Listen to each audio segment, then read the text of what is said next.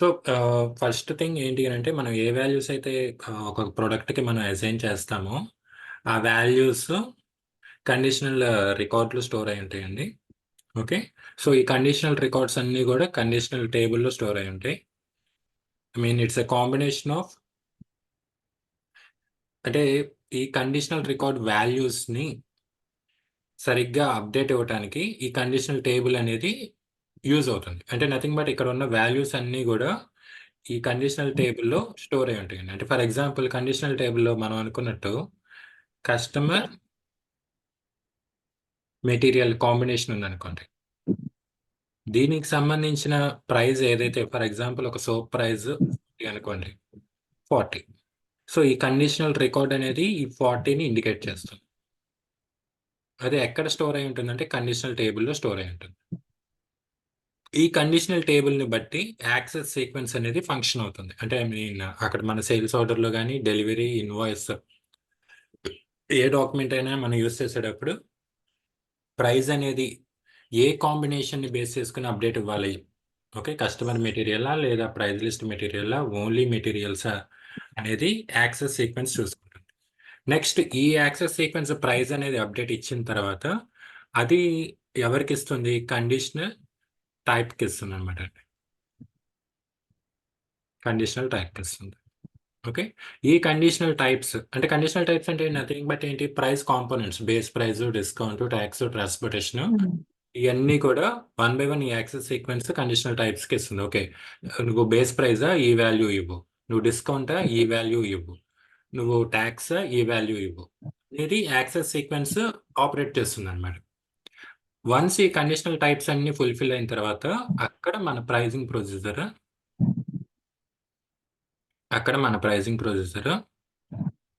Update అయిపోతుందన్నమాట. అంటే just ఒక sales ఆర్డర్‌లో ఒక ఎండ్ యూజర్ ఆ మెటీరియల్ ఐటెమ్‌ని జస్ట్ ఒక డేటా ఎంట్రీ చేస్తే, ఆ ప్రైస్ అప్డేట్ అవ్వటానికి బ్యాక్ ఎండ్‌లో ఇంత ప్రాసెస్ జరగాలనమాట. ఇంత ప్రాసెస్ జరిగితే గాని ఆ ప్రైస్ అనేది అప్డేట్ రాదు. అంటే సింపుల్‌గా మీరు ఒక ఇమాజిన్ చేయండి. ఎన్ని ఎర్రర్స్ రావచ్చు? అంటే ఒక సేల్స్ ఆర్డర్‌లో యూజర్ సేల్స్ ఆర్డర్ ఉందనుకోండి. ఒక ఎండ్ యూజర్ ఒక లైన్ ఐటెమ్‌లో షర్ట్స్ అని ఎంటర్ చేసాడు. ఇక్కడ ప్రైస్ సింపుల్‌గా ఒక 1000 లేదా 1500 ఆ వాల్యూ ఎంతైతే ఉందో అంత, ఇది అప్డేట్ అవ్వటానికి ఈ ప్రాసెస్ అంతా జరుగుతుందండి.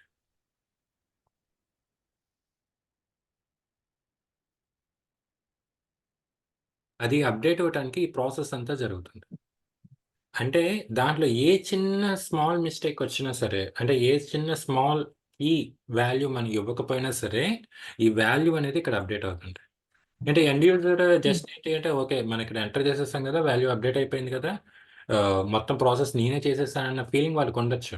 కానీ దాని బ్యాక్ ఎండ్‌లో యాస్ ఎ కన్సల్టెన్సీ‌గా మనం ఇంత ఫంక్షనాలిటీ ప్రాసెస్ చేస్తే గాని అదక్కడ అప్డేట్ అవ్వదనమాట. సింపుల్ ఆ ఒక్క వాల్యూ గురించి. ఇన్ని స్టెప్ బై స్టెప్ ప్రాసెస్ చేయాలి. మీరు ఇంకో థింగ్ ఏంటి అంటే, మీ ఎస్ఏపీ ఎస్‌డి సిలబస్‌లో ఈ ప్రైజింగ్ ప్రొసీజర్ ఒకటి 30% ఉంటుందండి.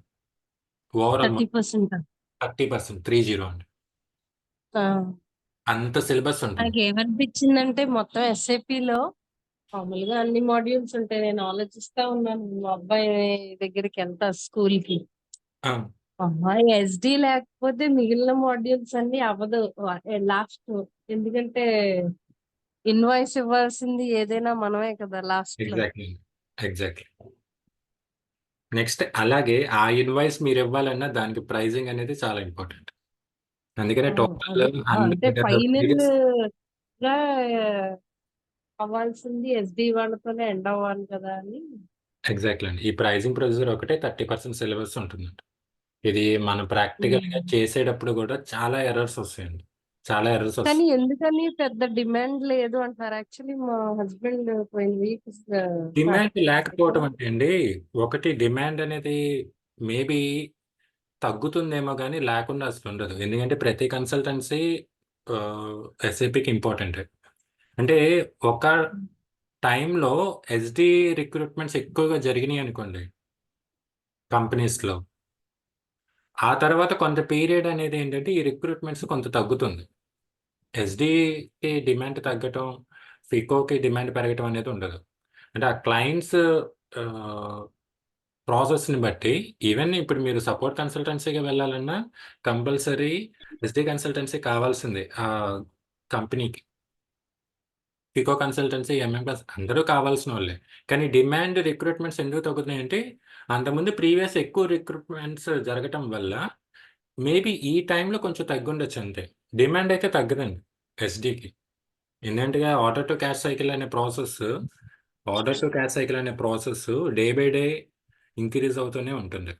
అంటే ఈ కంపెనీస్లో ఎనీ కంపెనీస్లో ఈ process day by day increase అవుతూనే ఉంటుందంట. ఎందుకంటే దాన్ని మేనేజ్మెంట్ చేసుకోవటం అనేది చాలా అవసరం కంపెనీకి. అంటే అదే ఆయన చెప్పారు. ఈ ఆ, ఏమంటారు రెస్టారెంట్ దగ్గర అమీర్పేట ఉంటది కదా, అక్కడ జస్ట్ వాక్ చేయడం వెళ్ళినప్పుడు ఎస్డి ఒక్కో రెండు ఇన్స్టిట్యూట్స్ ఉంటే పీకోక్ మాత్రం తెగ ఉన్నాయి అని చెప్తున్నారు నాకు. ఓకే. అయితే నేను చెప్పా అన్ని కావాలి చూద్దాంలేండి ఏంటి అంటే అన్నారు. ఫికో రిక్రూట్మెంట్స్ ప్రీవియస్గా ఎక్కువ జరగకుండా ఉండాలి. మేబీ అలా జరిగి అయినా ఉంటుంది. అంటే లేదులేండి, మా కాలేజ్ లో కూడా ఎక్కువ మంది గర్ల్స్ గాని ఎక్కువ ఏమంటారు క్యాంపస్ రిక్రూట్మెంట్ కూడా ఫైనాన్స్ కి కొంచెం ఎక్కువనే ఉండేది. అంటే అండి ఫైనాన్స్ అంటే ఇప్పుడు ఏది ఒకటి ఎక్కువ కాదు, ఒకటి తక్కువ కాదండి. మీకు ఒక సింపుల్ లాజిక్ ఏం కాదు. పాయింట్ చెప్తాను. ఇప్పుడు order to cash cycle process అనేది డే బై డే ఇంక్రీజ్ అవుతూనే ఉంటుంది. అంటే ఇప్పుడు ఒక క్లయింట్ ఉన్నారనుకోండి, వాళ్ళకి కస్టమర్ స్ట్రెంత్ పెరుగుతూనే ఉంటుంది ఇయర్ బై ఇయర్. ఏ కంపెనీకైనా అంటే గ్రోత్ అవుతున్న ఏ కంపెనీలో అయినా కస్టమర్ స్ట్రెంత్, కస్టమర్స్ పెరుగుతూనే ఉంటారు. కస్టమర్స్ పెరుగుతున్నారు అని అంటే ఈ ఆర్డర్ టు క్యాష్ సైకిల్ పెరుగుతుందని అర్థం అండి. ఆ ప్రాసెస్ పెరుగుతుందని అర్థం. సింపుల్. ఒక లాజికల్గా చెప్పాలి అని అంటే ఇప్పుడు ఈ order to cash cycle process పెరుగుతుంది అంటే అక్కడ కంపల్సరీ ఎస్ఏపి ఎస్డి కన్సల్టెన్సీ అవసరం ఉందనే అర్థం. ఎందుకంటే ఇది మొత్తం అవును. హ్యాండిల్ చేసేది ఎస్డి కన్సల్టెన్సీ. ఇప్పుడు అమెజాన్లో ఈ కరెంట్ ఇయర్లో ఒక 1,00,000 కస్టమర్స్ ఉన్నారనుకోండి, నెక్స్ట్ ఇయర్ అట్లీస్ట్ 1,20,000 కస్టమర్స్ అయినా వెళ్తారు. ఉమ్. నెక్స్ట్ ఇయర్ అట్లీస్ట్ 1,20,000 కస్టమర్స్ అయినా అవుతారు. మరి ఆ అవును. అడిషనల్ 20,000 కస్టమర్స్ని మేనేజ్ చేయాలి కదా మనం, చేయగలగాలి. అది ఎలా అవును. చేస్తాం? ఆర్డర్స్ టు క్యాష్ సైకిల్ ప్రాసెస్లో. Order to cash cycle process ఎలా చేస్తాం? ఎస్ఏపి ఎస్డిలోనే చేస్తాం. సో ఇయర్ బై ఇయర్ పెరుగుతూనే ఉంటుందండి. దానికి తగ్గ మేనేజ్మెంట్ కంట్రోల్స్ అనేవి మనం అప్డేట్ ఇస్తూనే ఉండాలి. అలా అప్పుడు ఓకే. పెరిగితేనే ఆ కంపెనీ అనేది గ్రోత్ అవుతుంది. ఓకే, కస్టమర్స్ పెరిగిపోయారు, నేను హ్యాండిల్ చేయలేని వదిలేసాం అనుకోండి. ఇప్పుడు నాకు ఇన్స్టిట్యూట్లో స్టూడెంట్స్ పెరిగిపోయారు, నా వల్ల కాలేని వదిలేస్తే సింపుల్. ఉమ్. యాక్చువల్గా స్టూడెంట్ స్ట్రెంత్ కూడా ప్రతి ఇన్స్టిట్యూట్లో కంటిన్యూ అయ్యి గ్రోత్ అయ్యి కంపెనీస్లో ప్రతి ఇన్స్టిట్యూట్లో పెరుగుతూనే ఉంటారు. దాన్ని మేనేజ్ చేసుకోగలుగుతూనే ఉండాలి కదా. కాబట్టి ఇది అవును. మస్ట్ అండ్ షుడ్ అనమాట అండి. ఇంకా ఫైనాన్స్ యాక్టివిటీ అంటారా? ఫైనాన్స్ ట్రాన్సాక్షన్స్ అనేవి సింపుల్గా చెప్పాలి అంటే అవి ఎప్పుడూ కూడా పెరగవు, తగ్గవు. యావరేజ్‌న అలానే ఉంటాయండి. వాళ్ళు జరిగే ప్రాసెస్ ఉమ్. ఇప్పుడు కస్టమర్ స్ట్రెంత్ పెరిగినా, తగ్గినా వాళ్ళు క్రియేట్ చేసే ఇన్వాయిసెస్ గానీ, ఐ మీన్ అకౌంటింగ్ ఎంట్రీస్ ఏవైతే ఉంటాయో అవి నార్మల్‌గానే ఉంటాయి. పెరగవు, తగ్గవు. అలా ఉంటుంది వాళ్ళ వర్క్ ఉమ్. ఎప్పుడు గూడా. బట్ మన okay. SAP, SD consultancy task అలా కాదండి. ఇయర్ బై ఇయర్ పెరుగుతూనే ఉంటుంది. అంటే ఐ మీన్ కంట్రోల్ చేయాల్సిన రెస్పాన్సిబిలిటీ పెరుగుతూనే ఉంటుంది. ఓకే. మీరు చెప్తుంటే అర్థమవుతుంది నాకు కూడా. ఇంత ఉంది ఎందుకు అలాగా ఉంది సర్లే అనుకున్నాను. మేబీ గర్ల్స్ అయితే తీసుకోరు. I mean like women doesn't opt ఎక్కువ ఫైనాన్స్ సేఫ్ అని అనుకుంటా. బట్ లేదు, నా అలా ఏం ఇంట్రెస్ట్. లేదు. అలా ఏం లేదండి. ఎందుకంటే మేనేజ్మెంట్ సైడే కదా మీరు వెళ్ళేది. ఇప్పుడు అవునవును. ఎస్డి కన్సల్టెన్సీ అంటే అయినా సరే అలాగే అనుకుంటారు. ఉమ్. ఎస్డి కన్సల్టెన్సీ అనుకోండి. మామూలుగా ఈ ఎలెక్టివ్స్ తీసుకున్నప్పుడు కూడా అలాగే తక్కువ మంది ఉంటారు మార్కెటింగ్. ఈవెన్ మీరు ఆ లెక్కన ఆలోచిస్తే ఒకవేళ తక్కువ మంది సారీ. ఉన్నారంటే మీకు డిమాండ్ బాగా పెరుగుతుందండి. మీకు ఇంకా హై అండ్ సాలరీస్ ఉంటాయి. మీకు ఒక సింపుల్ ఎగ్జాంపుల్ చెప్తాను. ఇప్పుడు ఇంజినీరింగ్ కోర్సెస్లో మనకి ట్రిపుల్ ఈ ఇలా ఎలా అయితే కోర్సెస్ ఉన్నాయో బీటెక్లో, అలానే ఆయిల్ ఇంజనీరింగ్ అనే ఒక కోర్స్ ఉందండి. అది చాలా మందికి తెలియని కోర్స్. అవునండి. అవునండి. ఇంజనీరింగ్. మా డాడీ ఓఎన్జీసీలోనే చేస్తారు. ఆయిల్ అసలు వాళ్ళకి చాలా ఎక్కువ సాలరీస్ వాళ్ళు ఎందుకంత ఎక్కువ ఉంటారు. సాలరీ వచ్చింది అని అంటే ఈ ఆయిల్ హ్మ్. ఇంజనీరింగ్ అనేది లేదు, ఈ కోర్స్ జాబ్స్ ఉండవు అని అందరూ వేరే కోర్సెస్ కి షిఫ్ట్ అయిపోయారు. అంటే కంప్యూటర్ సైన్సెస్ అని, త్రిబుల్ ఈ అని, సమ్ హ్మ్. ఇంజనీరింగ్ లో. నేను అప్పుడే కానీ ఇక్కడ తెలుసుకున్నాను యాక్చువల్ గా పెట్రోలియం స్ట్రెంగ్త్ తగ్గిపోయింది. ఇంజినీరింగ్ అని. ఓకే. హ్మ్. స్ట్రెంగ్త్ తగ్గిపోయేసరికి వాళ్ళ డిమాండ్ అమాంతం పెరిగిపోయిందండి. ఇప్పుడు యాక్చువల్‌గా ఒక్కొక్క ఆయిల్ ఇంజినీర్‌కి పర్ ఇయర్‌కి ఇప్పుడు 1 క్రోర్, 2 క్రోర్స్ కూడా పే చేస్తున్నారు. జస్ట్ వాళ్ళేంటి అనంటే ఇండస్ట్రీస్‌లో వెళ్లి ఆయిల్ వాల్యూ ఎంతుంది, దానిలో పర్సెంటేజ్ ఆఫ్ క్రూడ్ ఎంతుందనేది వాళ్ళు డైలీ వర్క్ అనమాటండి. అది వాళ్ళు ఆథరైజ్ చేస్తేనే అక్కడ మళ్ళీ నెక్స్ట్ ప్రాసెస్‌కి వెళ్తుంది. ఎందుకు హ్మ్. హై సాలరీస్ వచ్చినియంటే, ఇటు జాబ్ ఉండదు, గ్రోత్ ఉండదు అనుకుని చాలా మంది తగ్గిపోయారు. ఓకే.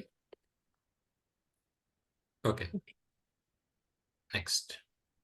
సో, ఓవరాల్‌గా ప్రైజింగ్ ప్రొసీజర్ అనేది చాలా చాలా ఇంపార్టెంట్ టాపిక్ అండి మన ఎస్ఏపీ ఎస్‌డికి.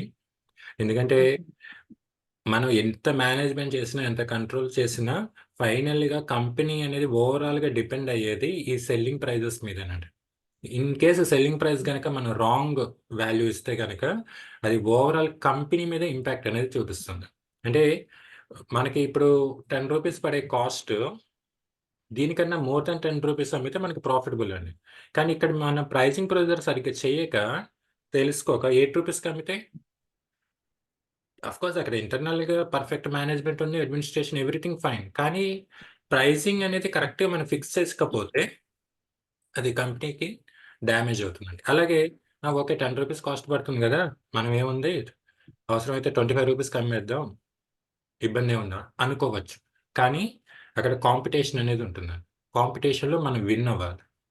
మన కాంపిటీటర్ ఏ ప్రైస్‌కిస్తారో, మనం అంతకన్నా తక్కువ ఇవ్వాలి. లేదంటే అట్‌లీస్ట్ ఆ ప్రైస్ కన్నా ఇవ్వాలి. లేదు అంతకన్నా ఇప్పుడు ఈ ఎక్కువ ప్రైజింగ్ ఇంకోటండి ఈ ప్రైజింగ్ ఉంది కదా! ఈ ప్రైజ్ అంటే ఎవ్రీ టైమ్ అది మారుతూనే ఉంటుంది. ఎవ్రీ ఇయర్ ఈ ప్రైస్‌కే ఆ! ఇవ్వరు కదా! ఈ ఏదైనా కండిషనల్ ఐటెమ్.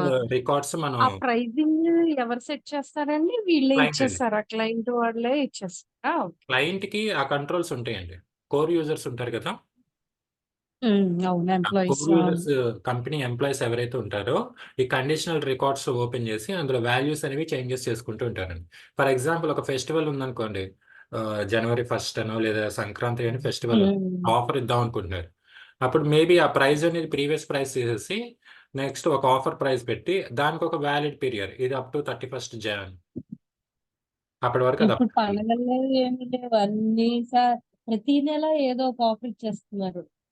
అవునండి. జనరల్‌గా ఎందుకంటే ఆఫర్ మరి కాంపిటీషన్ పెరిగిపోయిందో తెలీదు. లేదంటే జనాలు ఈ రీటైలింగ్ వెబ్‌సైట్‌లో కొనడం తగ్గించారో తెలీదు. అంటే ఇప్పుడు యాక్చువల్‌గా ఏమవుతుందంటే అండి మార్కెట్‌లో ఎక్కడికక్కడ కస్టమర్స్ డివైడ్ అయిపోతున్నారండి. ఆన్‌లైన్‌లో కొనేవాళ్ళు హ్మ్. ఆన్‌లైన్‌లో అయిపోతున్నారు. ఆహ్, అవును. లేదు అనంటే పర్టిక్యులర్ ఏరియా వరకు ఫిక్స్ అయిపోతున్నారు. అంటే ఆ ఏరియాని దాటి వెళ్ళకపోవటం. అక్కడ ఏరియాలో వాళ్ళకి హ్మ్. అవైలబిలిటీలో ఉంటే అక్కడ బై చేసేయటం. మార్కెట్ అంతా గూడా అలా ఏమవుతుంది అంటే ఒక్కళ్ళకే ఇన్‌కమ్ అనేది జనరేట్ అవ్వట్లేదు. అంటే మోనోపోలీ ప్రాసెస్ హ్మ్. అనేది చాలా తగ్గిపోయింది. ఎస్పెషల్లీ ఈ టెక్స్‌టైల్ ఇండస్ట్రీలో. ఒక అవును. షాప్‌లోనే పర్టిక్యులర్ ఎక్కువ మంది కస్టమర్స్ కొంటారని చెప్పడానికి లేదు. అక్కడ అన్ని షాపింగ్ మాల్స్ అయిపోయేసరికి ఆహ్, ఒక్కొక్కళ్ళు ఒక్కొక్క షాపింగ్ మాల్‌లో కొంటున్నారు. అందరికి ప్రాఫిట్స్ అనేవి యావరేజ్‌గానే వస్తుంది. ఇక వాళ్ళు దానికి తగ్గట్టు సేల్స్ పెంచుకోవడానికి ఇంకా ఉన్న స్టాక్‌ని ఎలాగైనా సేల్ చేయడానికి offers, cost to cost sales, 1+1 offer okay. Different strategies. అందుకని ఎప్పటికప్పుడు ఇస్తున్నారనమాట. ఎగ్జాక్ట్‌లీ. అంటే ఇప్పుడు వాళ్ళ దగ్గర హ్మ్. అలా స్టాక్ ఉంచుకున్న స్పాయిల్ అయిపోతాయి కదండీ! దానివల్ల అవును. వాళ్ళకి ఓవరాల్‌గా కాస్ట్ కూడా రికవరీ అయిపోతే అది వాళ్ళకి ఇంకా నష్టమే గదా! ఓకే. నెక్స్ట్. ఓకే అండి. ఇది ఇప్పుడు నేను చెప్పినంత సింపుల్ ప్రాసెస్ అయితే కాదండి.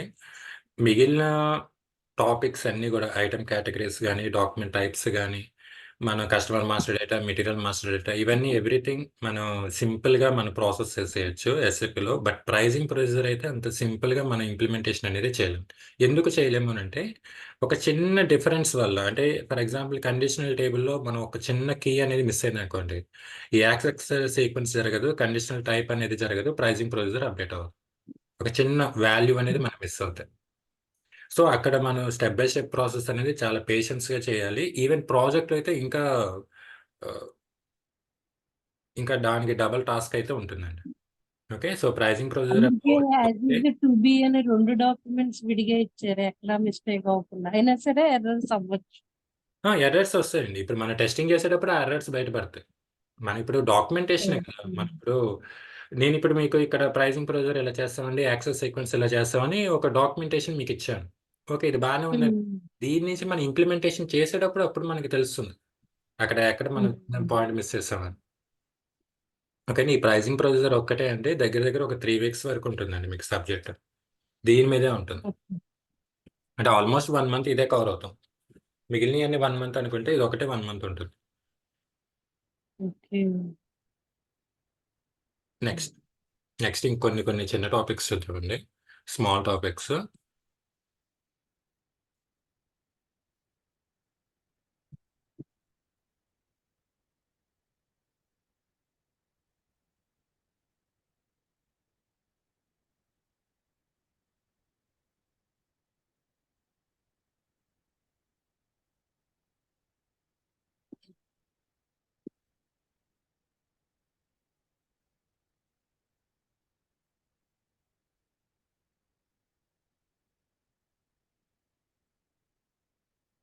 ఓకే.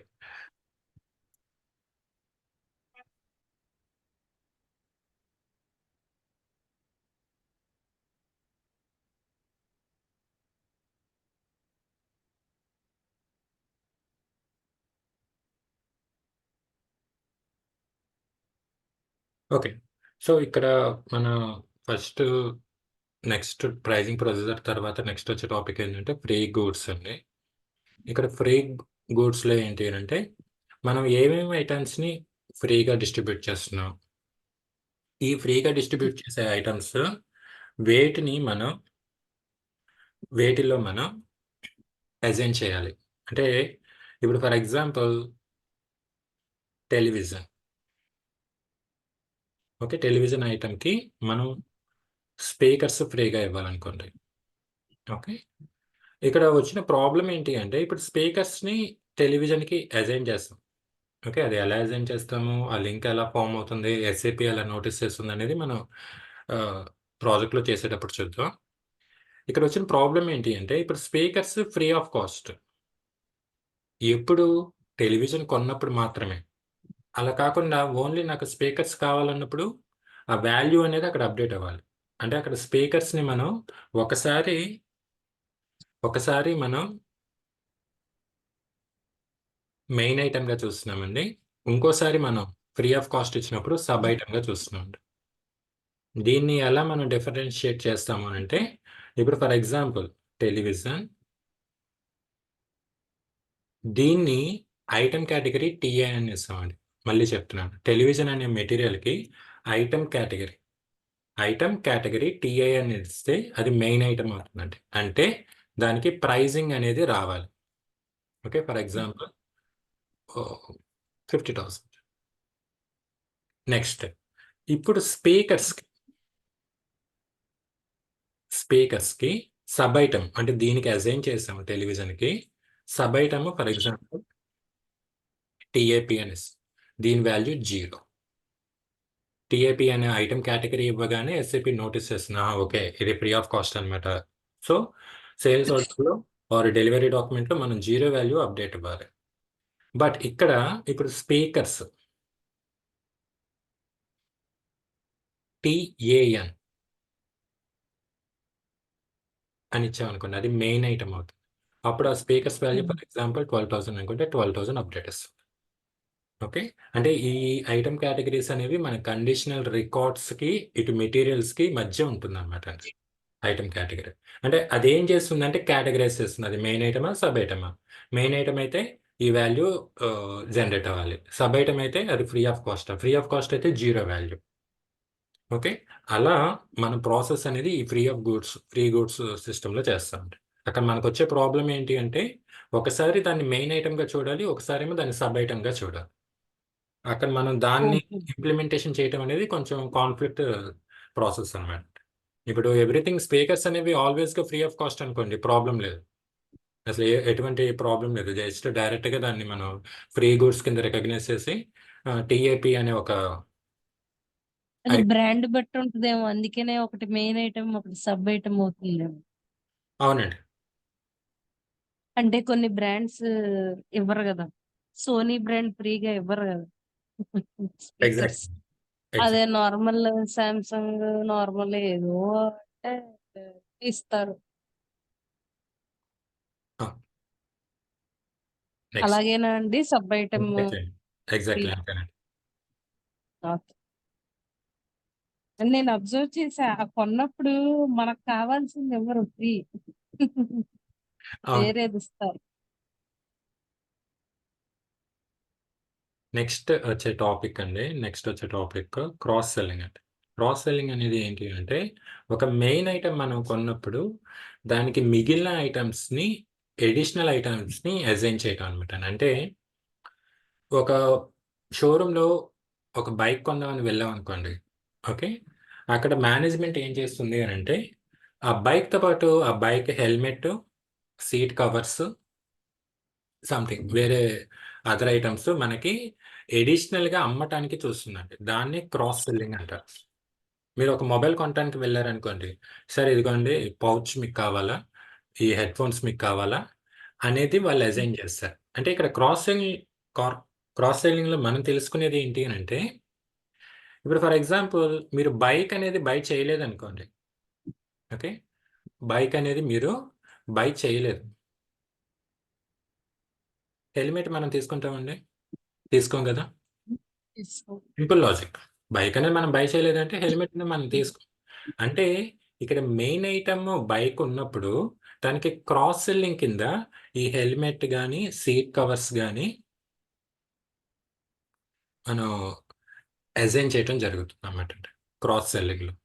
ఓకే. అంటే అక్కడ సేల్స్ ఆర్డర్‌లో ఏం అప్‌డేట్ అవుతుంది? బైక్ అని ఎంటర్ చేయగానే ఆటోమేటిక్‌గా హెల్మెట్ కవర్ అనేది మన కస్టమర్ దగ్గర నుంచి సేల్ చేయటానికి, క్రాస్ సెల్లింగ్ చేయటానికి, అడగటానికి అక్కడ ఇన్ఫర్మేషన్ అప్‌డేట్ అవుతుంది.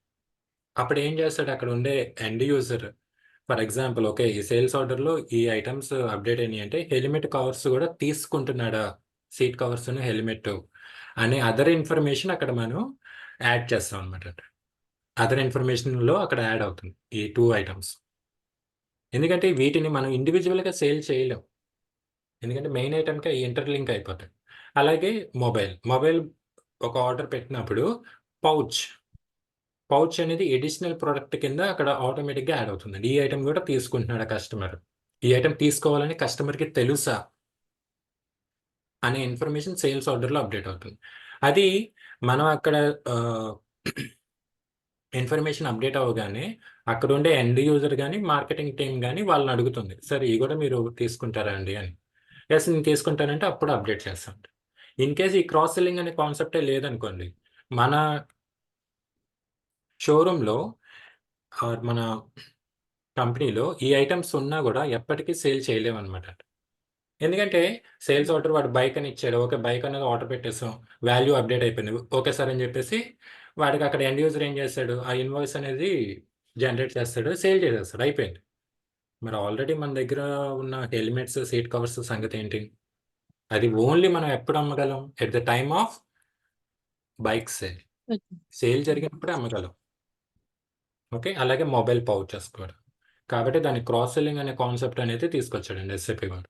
క్రాస్ సెల్లింగ్ అంటే ఈ ఐటెమ్స్ అమ్మినప్పుడు ఈ ఐటెమ్స్ కూడా దానికి అడిషనల్‌గా యాడ్ అవ్వాలి. దాన్ని సింపుల్‌గా ఒక మాటలో చెప్పాలంటే కస్టమర్‌కి అంటగట్టడం. ఓకే. నెక్స్ట్ లిస్టింగ్ ఎక్స్‌క్లూజివ్ అంటే ఏంటంటే అండి, మనం ఆఫర్స్ అనేవి ఆహ్, లిస్టింగ్ అనేది ఏంటి అనంటే ఆల్రెడీ ఆ ప్యాకెట్‌లోనే ఇంక్లూడ్ అయిపోయి ఉంటుందండి. మీరెప్పుడైనా షాపింగ్ మాల్స్‌కి వెళ్ళినప్పుడు అబ్జర్వ్ చేసుంటారు. ఈ సర్ఫ్ ప్యాకెట్ 25% ఎక్స్‌ట్రా. అవును. ఇది నథింగ్ సోప్, బట్ ఏంటి అంటే లిస్టింగ్ అని. Vim soap some 10% extra. Exactly అండి.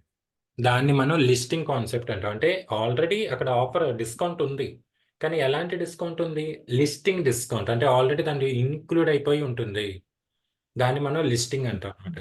ఎక్స్క్లూజన్ అంటే ఏంటి అంటే, ఇప్పుడు ఫర్ ఎగ్జాంపుల్ 3 సోప్స్ కొంటే ఒక పెన్ ఫ్రీ. ఓకే, ఒక పెన్ అనేది ఫ్రీ. ఇది ఎక్స్క్లూజన్ అనమాట.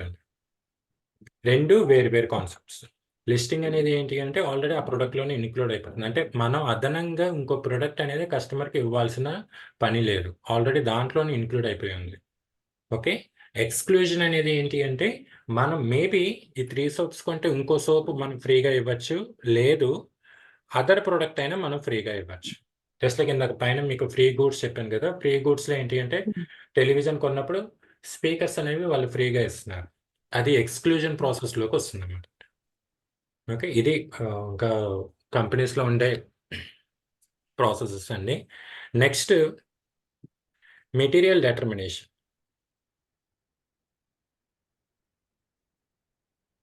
మెటీరియల్ డెటర్మినేషన్ అనేది ఏంటి అని అంటే, ఇప్పుడు ఇన్ కేస్ కస్టమర్ ఒక ప్రోడక్ట్ ఆర్డర్ పెట్టాడండి, కానీ ఆ ప్రోడక్ట్ అనేది మన దగ్గర లేదు, దానికి రీప్లేస్ చేసి దానికి రీప్లేస్ ఇచ్చి సేమ్ అలాంటి ఒక ప్రోడక్ట్ మనం వాళ్ళకి సేల్ చేయడం జరుగుతుంది అన్నమాట. ఓకే, అంటే మెడిసిన్ లో ఒక కంపెనీ ఉంది, ఇది ఎగ్జాక్ట్లీ కూడా సేమ్ కాంబినేషన్, కానీ ఏంటంటే అది లేదు, కానీ ఇది సేమ్ కాంబినేషన్ వేరే బ్రాండ్. ఎగ్జాక్ట్లీ దాన్ని మెటీరియల్ డెటర్మినేషన్ అంటారండి. మెటీరియల్ డెటర్మినేషన్ అంటారు. ఇప్పుడు మనం ఒక మొబైల్ ఆర్డర్ పెట్టాం అనుకోండి, సరే సేమ్ ఇదే ఫ్యూచర్స్లో ఉన్నాయి, ఈ మొబైల్ తీసుకోండి, ఆ మొబైల్ ఇప్పుడు రావడం లేట్ అవుతుందని చెప్పేసి వేరే ప్రోడక్ట్ని వాళ్ళు జాయిన్ చేస్తారు. అలాగే మనం మీరు అన్నారు కదా మెడిసిన్స్ తీసుకునేటప్పుడు ఈ మెడిసిన్స్ లేదండి వేరే కంపెనీ మెడిసిన్స్ ఉన్నాయి, అది ఇవ్వమంటారా అని అంటారు. సేమ్ అదే దాన్ని కాంబినేషన్ కానీ వేరే బ్రాండ్. ఎగ్జాక్ట్లీ అండి. అంటే మన సేల్స్ లో ఎంటర్ చేసేటప్పుడు, అంటే కస్టమర్ ఆర్డర్ పెట్టేటప్పుడు ఏంటి అంటే grade A medicine for example A company నుంచి, అంటే ఐ మీన్ అదొక కంపెనీ ఎక్స్ కంపెనీ నుంచి అనుకోండి, వాళ్ళు ఏం చేస్తారు కస్టమర్ దగ్గర ఇన్ఫర్మేషన్ తీసుకుని, సార్ సేమ్ ఇదే గ్రేడ్ ఏ మెడిసిన్ ఉంది మా దగ్గర, కానీ కంపెనీ వేరుందండి, మీకు డెలివరీ చేయమంటారా అని అనుకుంటాం. అప్పుడు దాన్ని అప్డేట్ చేసేది మెటీరియల్ డెటర్మినేషన్లో మనం అప్డేట్ ఇస్తాం. ఓకే, ఒక ప్రోడక్ట్ దాన్ని సబ్స్టిట్యూట్ చేస్తున్నాం. అంటే ఇది ఇంకో విధంగా కూడా జరిగే ఛాన్సెస్ ఉన్నాయండి. ఫర్ ఎగ్జాంపుల్ ఒక కస్టమర్ అవుట్డేటెడ్ ప్రోడక్ట్ ఆర్డర్ పెట్టాడు, మేబీ అది మొబైల్ అవ్వచ్చు, లేదంటే సిమెంట్, వేరే any other product outdated product order పెట్టాడు అనుకోండి. ఈ అవుట్డేటెడ్ ప్రోడక్ట్ ప్లేస్లో న్యూ ప్రోడక్ట్ అనేది వచ్చింది.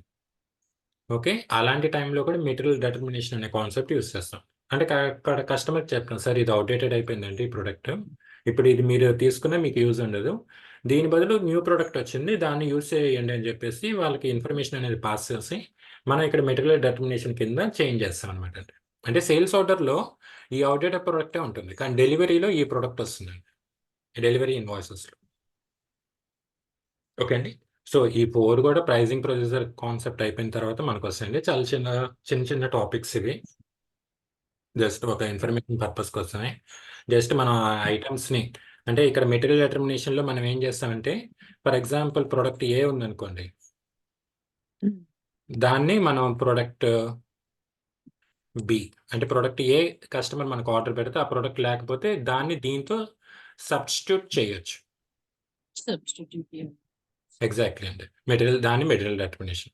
ఇక మన ప్రొడక్ట్స్ లిస్టింగ్ ఎక్స్క్లూజివ్. లిస్టింగ్ అంటే ఆల్రెడీ ఇన్క్లూడ్ అయిపోయి ఉండటం ఆఫర్ అనేది, అంటే కస్టమర్ అడిగిన ప్రోడక్ట్ మనం లిస్టింగ్ వైజ్గా ఇవ్వాలా ఎక్స్క్లూజివ్ వైజ్గా ఇవ్వాలా అనేది ఈ ప్రాసెస్లో చూసుకుంటాం.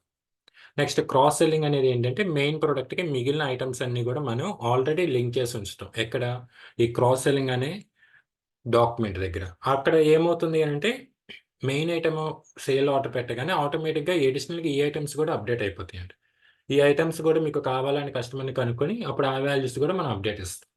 నెక్స్ట్ ఫ్రీ గుడ్స్ అంటే యాజ్ యూజువల్ ఏ ఐటమ్స్ అయితే కంపెనీ ఫ్రీగా ఇస్తుందో పర్టికులర్ పీరియడ్లో అవన్నీ కూడా మనం free goods concept, I mean free goods పేజ్లో ఎంటర్ చేసి దానికి తగ్గ ప్రాసెస్ అనేది చేస్తాం అనమాట. ఓకే, సో ఇవండి మిగిలిన టాపిక్స్ ఇవన్నీ కూడా. నేను ఈరోజు క్లాస్ దీంతో క్లోజ్ చేస్తున్నాను. ఇప్పుడు ఈ వీడియో మీకు అప్లోడ్ చేసి మన న్యూ ఛానల్ ఏదైతే ఉందో దాంట్లో నేను మీకు ఫార్వర్డ్ చేస్తానండి. అవి మీరు వాచ్ చేయండి. మళ్ళీ మిగిలిన టాపిక్‌లోకి ఎంటర్ అవుదాం. మాక్సిమం ఇంకా రేపటి నుంచి ల్యాప్టాప్.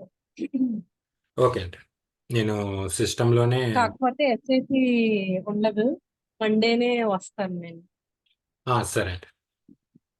మీ అవైలబుల్ టైం చెప్తే మండే. నేను కాల్ చేస్తానండి. మండే నాకు కుదురుతుందనుకుంటే నేను మీకు కాల్ చేస్తాను. అంటే త్వరగా ఫస్ట్ ఇన్స్టాలేషన్ అయిపోతే ఏదో అది నేను కొంచెం చెప్తానండి. మండే నాకు ఉమ్, ఎలా అంటే ఇది యాక్చువల్‌గా ఏంటంటే ఒక దగ్గర దగ్గర ఒక హాఫ్ డే అయినా 5, 6 అవర్స్ అయినా దాని దగ్గర కూర్చోవాలి. అది ఓ మై పాసిబుల్ గాడ్ కాకపోతే అంటే మీకు ల్యాప్టాప్ ఇచ్చేసి నేను వెళ్ళిపోవచ్చా లేదంటే ఎలాగా? అదేనండి. అది నేను మీకు ఇన్ఫార్మ్ చేస్తాను.